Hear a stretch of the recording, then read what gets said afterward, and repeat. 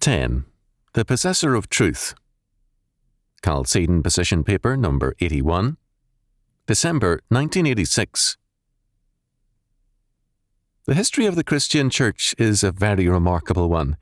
It tells us of men of faith who carried the gospel into all the world, transformed men who were savages and barbarians into men of God, and made the peoples of Northern Europe, many of whom practiced human sacrifice, into cathedral builders and architects of civilization.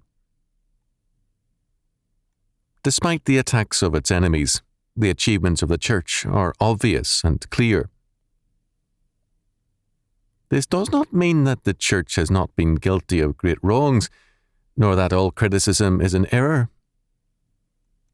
The years ahead promise us, if present trends continue, a dramatic resurgence of Christian power and culture. If Christians as individuals and as churches are going to exert the right kind of influence and initiate the right kind of action, they must learn from the past, and this means both recognizing our sins and errors and also re-establishing our roots in the Word of God. Our concern here is with one particular error and with its implications. Before doing so, the connection between sin and error needs to be cited. Years ago, I heard about a man who bought his first automobile and, being a successful man, rejected the attempt of the seller to teach him a few things about its maintenance. His attitude was, "When I need to have the car taken care of, I'll bring it back to you." He did, very soon, towed by horses, because of neglect by ignorance of a simple fact. He made a foolish error because, in his sin, he was too arrogant to bother learning a few simple facts. Sin warps our perspective, and the result is often error. A great error of the churches over the centuries into the early years of the modern era had its roots in the doctrine of the church. The church is the body of Christ. It is a supernatural fact, created by God in Christ, and beginning its life in us with God's supernatural and regenerating grace. Moreover, theologians have spoken of the church as militant and triumphant. The church triumphant is the church in heaven, the great assembly of the redeemed from the beginning of history until now. The church militant is the church in history, working to bring all things into Christ's realm and rule, to disciple all nations, and to teach them the totality of God's command word. The church militant cannot be severed from the church triumphant, but neither can it be identified with it. The source of great error has been the belief that there can, by definition, be only one true church. In a very real sense, this is true. Outside of Christ, there is no salvation. Peter declares, "Neither is there salvation in any other, for there is none other name under heaven given among men whereby we must be saved." Acts chapter 4, verse 12. This fact is basic to Christianity. The problem arises when we predicate what is true of the church in Christ for the church as an institution in history, with sinful and fallible men as members and officers thereof. What is true of Christ is not true of us, and what the church is in eternity, it is not yet on earth. The belief in our church as the one true church has marked East and West, Orthodox and Latin churches alike, Catholics and Protestants, as well as the Anabaptists. It has led to persecution because if our church is the one true church, we cannot view with kindly eyes false churches. Because of this belief, a gradual shift took place in church life. Earlier, men sought to formulate creeds, confessions, and theological treatises in order to correct error and further the truth. The answer to error was to deepen one's knowledge of the faith and to proclaim the truth as the corrective to error. However, in time, as each group identified itself as the one true church, it followed that they saw themselves as the sole possessor of truth. Over the centuries, each has seen the fallacies in the positions of other churches while remaining confident in itself as Christ's one true body and voice. In a very real sense, this identification had pagan roots. Paganism, like humanism today, absolutized the temporal, and this is idolatry. In terms of God's law, idolatry is a fearful offence. A particular church may be closer to the truth on certain particulars, that is, a specific doctrine, a form of government, and some other facet of the life of the church. But no church this side of heaven can be defined as the one true church. When God says, "Thou shalt have no other gods before me," Exodus chapter 20, verse 3, He does not thereby ask us to judge the other churches, but to clean up our own lives and to separate ourselves from every idolatry of church, nation, race, person, and so on. From Old Testament times, however, the covenant people have looked to themselves rather than to God in defining the true order. God, through Amos, chapter 9, verse 7, asked the people of Israel, "Do you think you are more than the children of Ethiopia to me, O children of Israel?" Israel, like the church, stood only by God's truth. Given this propensity to believe that one is the sole possessor of truth, it followed that each group felt that its control over a people made all the difference between eternal life and eternal damnation. According to Scripture, it is Christ, not the church, who makes the difference. Absolutizing one's perspective, group, or powers is the constant problem of history. It is one of the marks of the apostate intelligentsia of the modern era. In the 18th century, the French philosophe believed in the omnipotence of criticism. Our modern intellectuals use more modest language, but their beliefs are no different. In the political sphere, men and nations are prone often to regard their nation as the bearer of civilization, so that the welfare of mankind depends on their survival and triumph.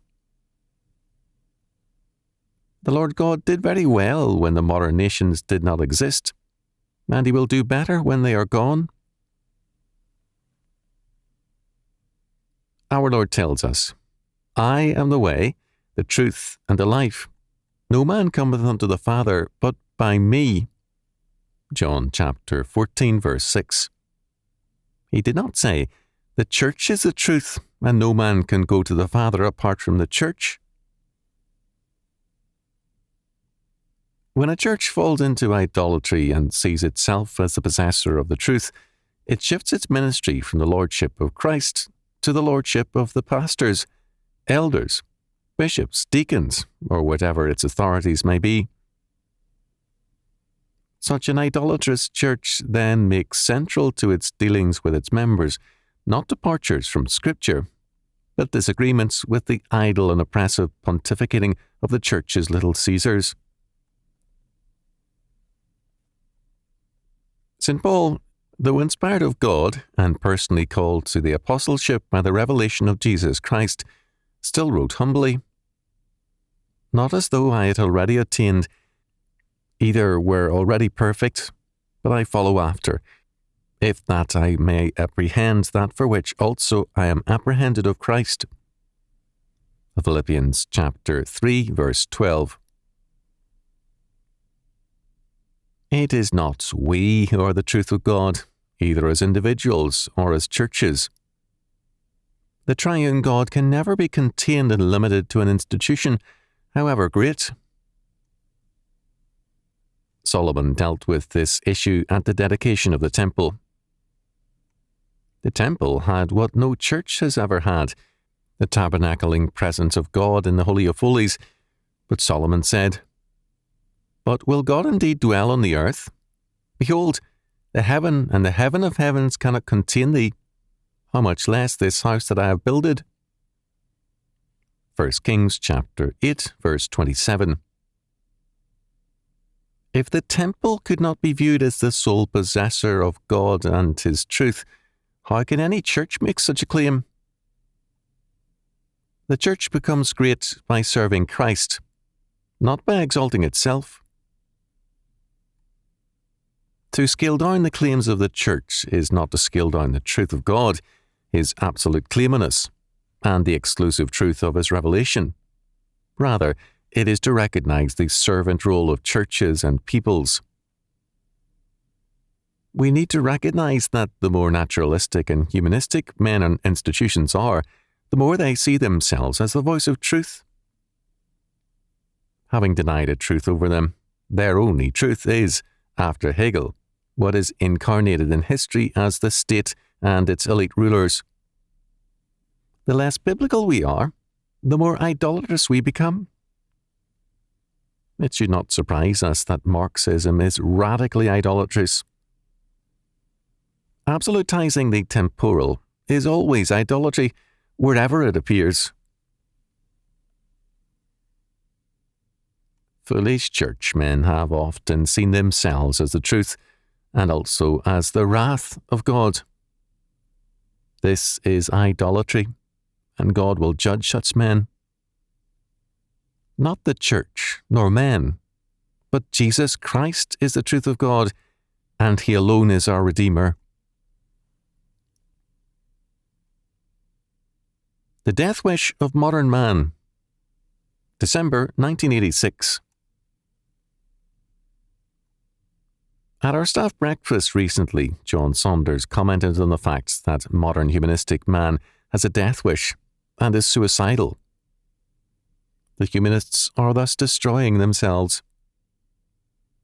Otto Scott added that in the process, they are surrendering the world to the Soviet Union and us to slavery.